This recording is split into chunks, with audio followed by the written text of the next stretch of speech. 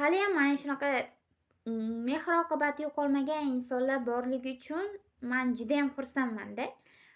Bular o'zini hech qachon boy ko'rsatmaydi. Boy bo'lishsa ham indashmaydi. Unaqa boyligini ham maqtanishmaydi. "Men boyman, sen kambag'alsan" deb odam ham ajratishmaydi-da TikTokdagi insonlar. Menga ularning shu jihatlari juda yoqdi. Har bitta efir qilayotgan insonlar siz kirishingiz bilan kambag'almisiz, boymisiz, ularga farqi yo'q. Har bittaga bir xil muomalada bo'lishadi-da. Menga shu insonlar juda ham yoqdi. Siz qanday bo'lishingizdan qat'iy nazar, sizdan mashhur insonlar bilan efir qilsangiz ham, ular bilan battle o'ynasangiz ham, ular sizni shunaqa hurmatingiz joyiga qo'yib qo'yadi. "Men mashhurman-ku, men boyman-ku" demaydi-da.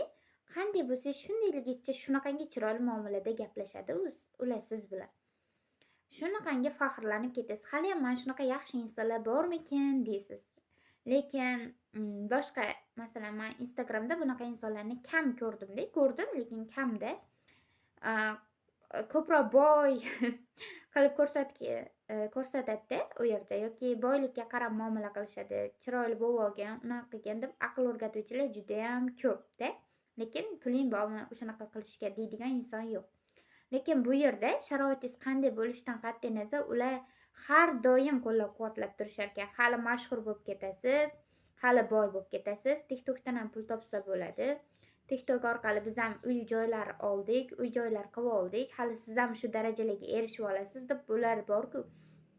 Har doim har bitta insonni qo'llab-quvvatlab turar ekan. Men mana shu joylarga besh ketdim-da, to'g'risi. Ular sizni hech qachon yerga urishmaydi ekan. Har doim har bitta efir qilgan inson shu TikTokdagi sharoiti qanday bo'lishidan qat'iy nazar har bitta insonning hurmatini joyiga qo'yib qo'yish jihatlari menga shu insonlarniki juda ham yoqdi. Men bilan efir qilgan insonlar ham shunaqangi hurmat qilishdi meni. Boshqa insonlarda ham shunaqangi darajada zo'r hurmat qilishadi. To'g'risi, og'zingiz ochilib bo'ladi. Haqiqiy inson-da mana shunaqa insonlar.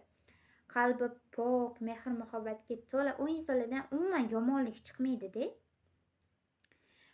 O'zlarini unaqa osmon bilib yoki o'zlaridan boyvachchani yasab olmagan hech qaysi haqiqiy o'zbek insonlari, haqiqiy musulmon insonlar mana shunaqa bo'lishadi-da. Men to'g'risi tan berdim mana shu TikTokdagi barcha battle qilayotgan insonlarga, efir qilayotgan insonlarga, o'zidan ketib qolmagan hech qaysida hammasi juda ham zo'r insonlar. Borlig'ingga shukur sizlarni, barchalaringni juda qattiq yaxshi ko'raman.